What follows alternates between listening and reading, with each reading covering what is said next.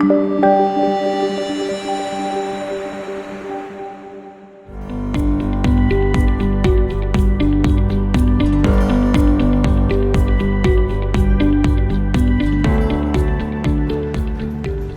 everyone, my name is Stella Bogonko and this is Zinduka. Zinduka is an apolitical platform that seeks to give voice and agency to young people to basically own the future, their own future and the future of this country. In this particular edition of Zinduka Mtaani, we are here hanging out with young people from Murang'a County, and we get to hear their views on various things, including politics, the current political climate, governance, leadership, their current leadership. What are they looking for in leaders? Are they planning to vote or not vote? You should stay tuned for that conversation. Before we start, let's get them to introduce themselves. I'm Bridget, age 23 years old. My name is Engineer Muturi. I'm 27 years old. My name is Lydia Modoni, 24 years old. I'm Maureen Wamboy Mochoki, age 23 years. My name is Bernard Roiro, resident of Murang'a, 28 years old. I'm Lois Wanjiru and I'm 27 years old. I'm Oscar Moirole Goge, 28 years old. I'm Victoria Liavi, 21 years. Leo nimekuja kuwatembelea. Mnasemaje welcome? Netramu nyitogani, wa Murang'a County. Wewe mosie, wewe comfortable. Hiyo inamaanisha nisikie niko comfortable. Nisikie niko sawa. Awesome. So, as you know by now, Zinduka is about young people, which basically means everyone around this sitting. And leo nimekam kusikia Kenya mna feel kuhusu hii election. Do all of us have voter registration cards? Yes, we do. Yeah, we do. Yani sijui niwapige makofi kwa sababu yeah, that's an issue in other areas. So, tell me, why did you get your voter registration card? Simply because I want to be part of the future, like you've actually said it, and I want to be part of those people who will be making a decision towards making a better country. I feel it is important to vote for you to make a decision for your future for tomorrow. And I also believe that we usually say in our language that mutogoria mwega moru athuragwo ni aria matathuranaga, meaning a bad leader is elected by the person who never vote the light leader. Yeah, so I feel that it's so important for me to vote because that's where my future falls and the future of my generation. That's an excellent point, that a bad leader is elected by the people who didn't turn up to vote. So it means that all of us, if we want a good leader, we have to at least turn up to vote. Let's make the decision ourselves, right? Are you planning to vote? Yeah. Why? Because I want to see the change. Nione vile wenye nita votia vile watafanya. Excellent. When I continue complaining and I don't vote, it means I need the status quo to remain. That's why I'm going to vote, so that I can change the status quo and also to play my part as a citizen. During the last voter registration, we did notice a significant number of young people did not turn out to get their voter registration card.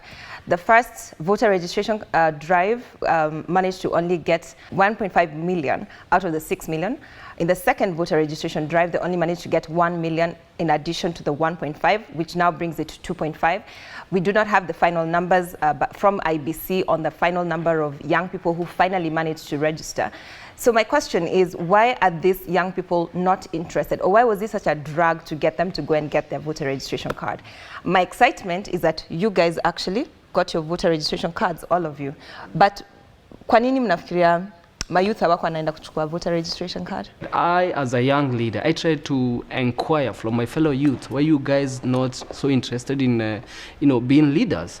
But coming from the Mount Kenya Legion, and as we have our own reasons in terms of the top seat, before when we had someone on the top seat, they felt like we need to vote our own. We don't have a candidate there on top. And so it has been a challenge. Then some could even say that I cannot close my bees to go and queue to take a vote because this leader, how is he going to help me? The reason as to why that person is choosing not to take a voter's registration card is not because of the business. Because if the business might be used just as an excuse, why not to take the vote? But there's a deeper meaning, a deeper reason as to why that person really doesn't want to take the vote. And I believe when we use the voters registration as our foundation or our statistics that guides us into how people are taking their voters card, I feel it's quite subjective because it only focuses on the people who are taking the votes. What I mean is the 18-year-olds, that seems to be our only area of focus.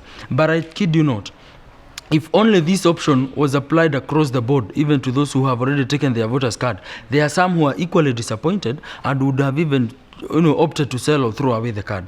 What I'm trying to say is there is a serious disappointment, and it does not only apply to those who are taking the voters registration card. It is across the board. It only appears there because that is where the focus is. Okay. So my question still begs, so what is it that the young people, since you guys are young, your peers, what is it they were telling you? What were their reasons? I mean, these guys, you do business, so there's no way you can say that business was the reason. So like, for example, Bridget, you do business, right? But you went and got your voter registration card. Why? Ni kwa sababu youth wengi si eti ni story tuko busy. Ni juu tunajipata youth tunatumwa na viongozi, wanatulipa, tunaenda tunaumia, wengine wanakufa. Unapata pia wanatumia watu wazee, watu wa bodaboda wengi youth, wanalipwa. So unapata the more unaenda unafanyia mtu campaign na unapata injuries, time ya election huwezi enda kuvote. Because hakuna venye unaweza eka leader mwenye unaona anawatumia. Lakini so wale young, wale ni kama new voters wanakuwa discouraged ama nini? Wako discouraged. Kwa nini? Kwa sababu wao ndio wanatumika. Unapata watu wengi wa university ndio wanatumika. So hata wanaboeka kwenda kufanya elections, kuvote. Okay. Because huwezi enda kuvotia mtu anakutuma, anakulipa ukafanye kitu. Alafu unaumia. Haifai. Juu hata mkimweka hapo hizi wasaidia. Okay, Moirori? Unemployment is number one, by the way. It is what is causing them to be frustrated. In 2017, the government promised 10 million jobs. And these people, they have their certificates. They thought that they would get employment. So having them being unemployed, they're asking the reason of voting again, yet the government did not give them whatever they needed. They wanted to be employed, they never get employment. Number two is the priority of youth in the government.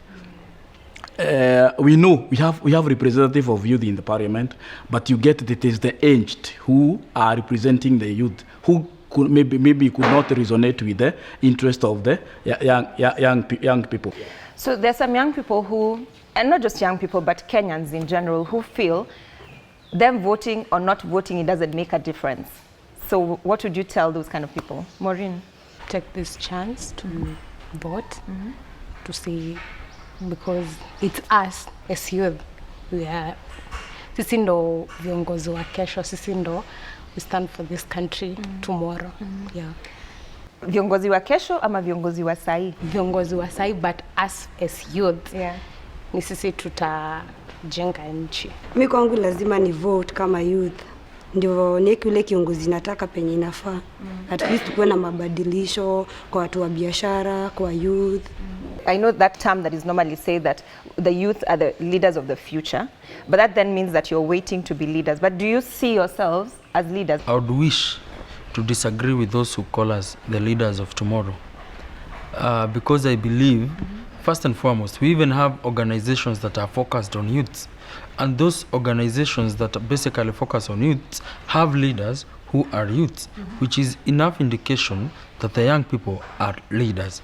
But if you say that, it means that leadership is about a position. My question is, let's say you don't have a position, would you still be a leader? I differentiate between politicians and leaders. Politicians, in most cases, maybe, for example, in our African setup, we see them as these people who come, and their main aim is to make people, Africans to be poor so that they are governable.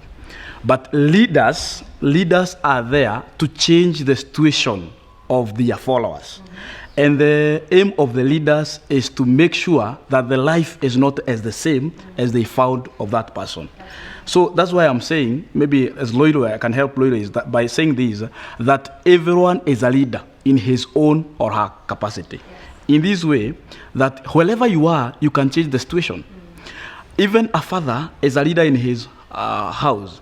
because he is there to lead the children, to give them direction, because leaders have vision and leaders shows the direction of a certain place. So when you say that politicians in the African context, or maybe even in the Kenyan context, the idea is that you get into that position to make the lives of those that you are leading different, or to transform their lives, right? Yeah. But is that what politicians normally do? No, they don't transform the lives, because in most cases in African setup, the idea is that you have a huge following, and this following you have a command over them. But because, for example, we could have seen proper use of CDF, we have proper use of the management of every funds, but you get that you have the cases of corruption and all those things, because there are some people who have their own interest. They work on their own interest, and because a leader should be empathetic, to put themselves in the shoes of the citizens. Because if they put themselves in the shoes of the citizens, we could have reduced the tax. But we can change that, right? Yeah. Yes. I think what is coming across, and it's in the question of a leader and a politician, it is somehow unfortunate that our system, especially for the Kenyan government, that we connected our leadership with politics. And personally, I am of the opinion that sometimes politics even degrades the leader, such that whatever his idea might have been at the very beginning, in the process of politicking and politics, sometimes he loses the focus to whatever he wanted to deliver. So I believe that somehow politics has now even degraded the leaders that we would have had. We'll come to that in terms of the quality and the values that our leaders or our ideal leaders should have. But I don't want to lose 2 points that you guys have said. One is that as young people, that whole thing of being told that you're the leader of tomorrow, it doesn't exist unless you're defining leadership by reason of politics or position. But if it's about leading, you can't go and change what you're saying, Bernard, that hauwezi badilika ati sasa umekuwa politician ndio suddenly umekuwa leader. You have to be a leader wherever you are, right? So it means that all of us have to begin practicing leadership wherever we are. Yeah. Then the second one you've said, Oscar, is about when you say that politicians, at least politics, the way it's done in Africa or in Kenya, in African setup, is that the people have to be suppressed or oppressed for them to be led and governed. But no one can put you in prison until you liberate your mind to say that I'm not dependent on this person. I can be able to liberate myself. It means that the problem might be the leadership, but the only way to change it is the citizens or the people. And that means that we have to begin changing our minds on how we see the politicians.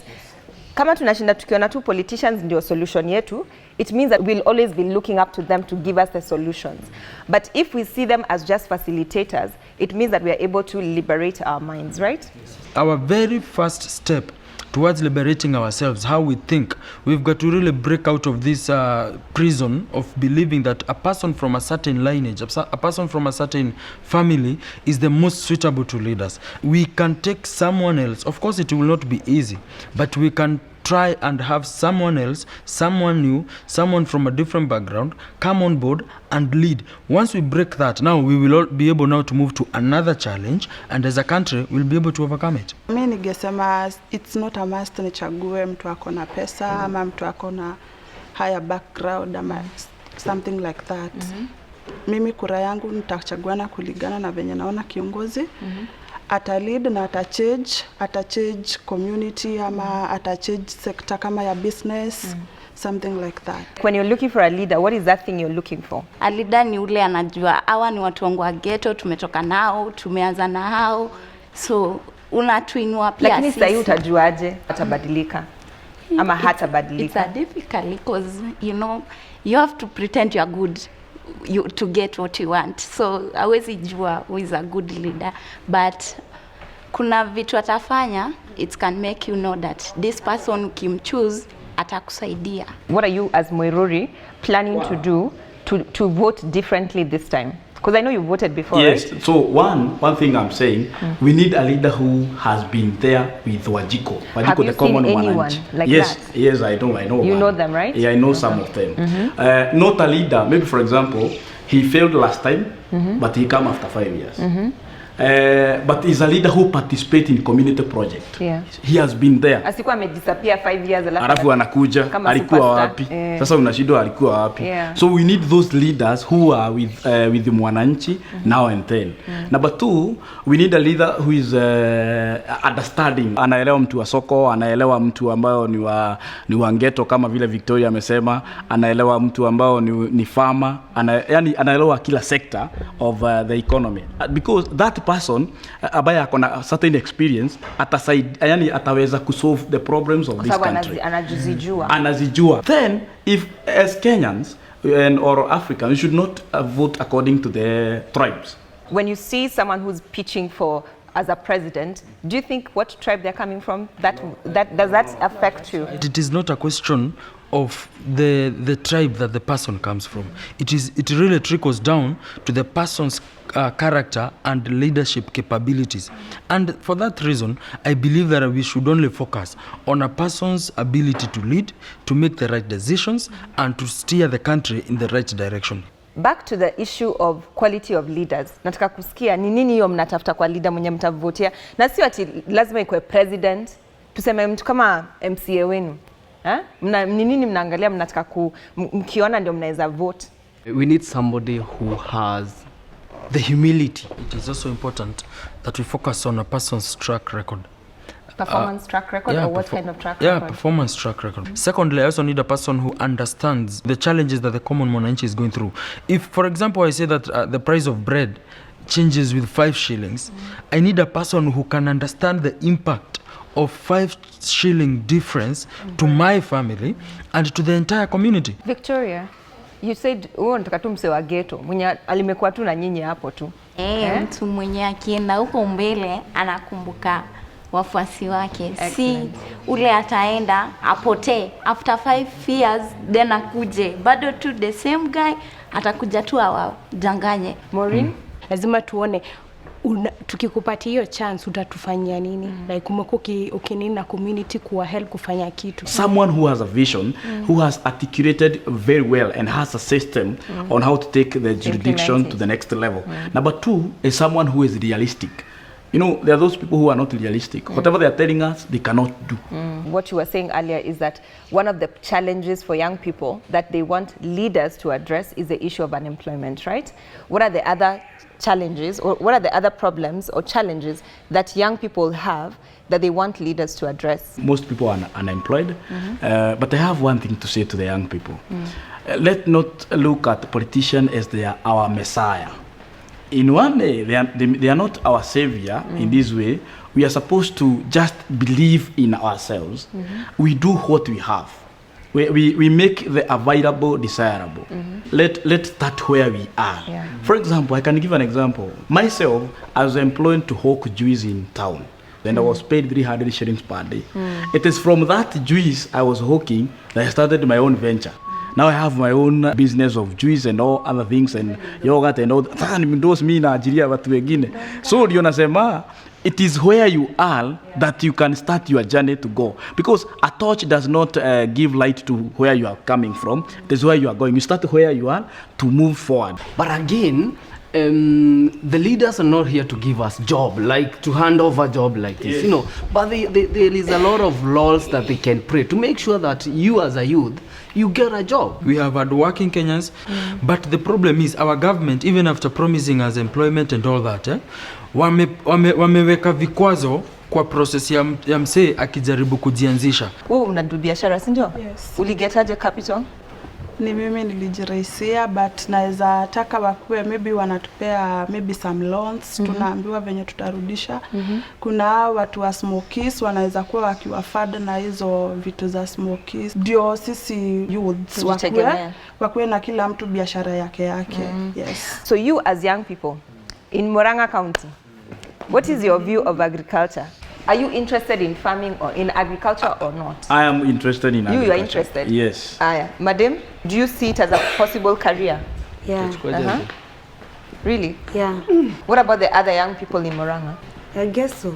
As for me, I'm interested, but Okay. not all young people will be interested in farming. Yeah. Yeah. Why are they I not think, interested in farming? The problem begins even right at high school when you find that a majority of people do not choose to take agriculture. So what is the government doing to make sure that we're encouraging the young people, even at that age, to see agriculture as a course, as a path? But when you hear agriculture, like now the way I've said agriculture, what comes to your mind? Farming.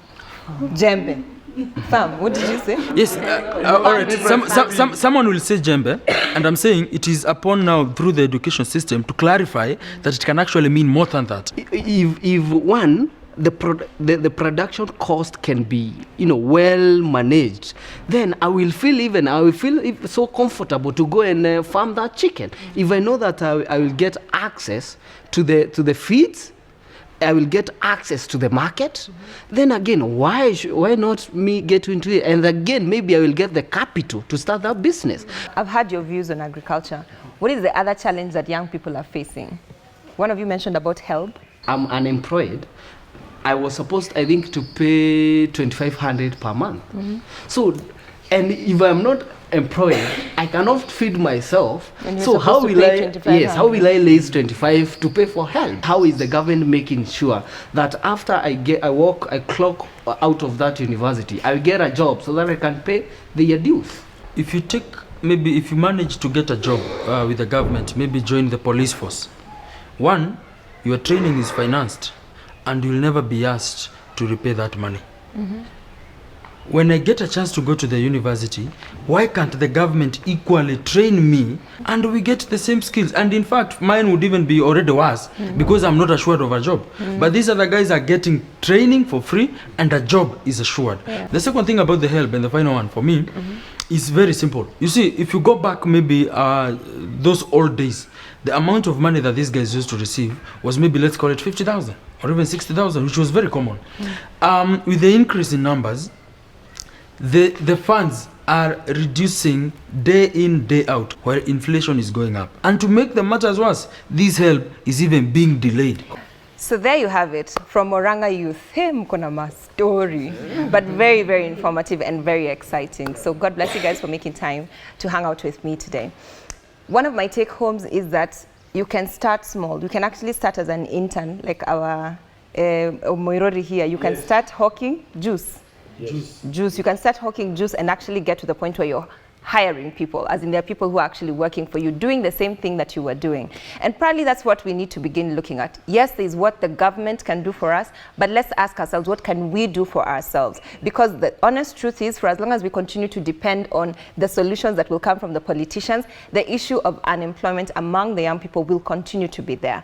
So let's take a different route. Let's try something different. Let's take that step and begin to say, I'll start something. I'll take that volunteer position. I'll start from internship. I'll be faithful with the little opportunity that has been given to me. And as scripture says, if you're faithful with little, you will be entrusted with much. And if you're faithful with what is another person's, you will definitely get to the point where you have your own. God bless you guys and see you next time on Zinduka Mtaani.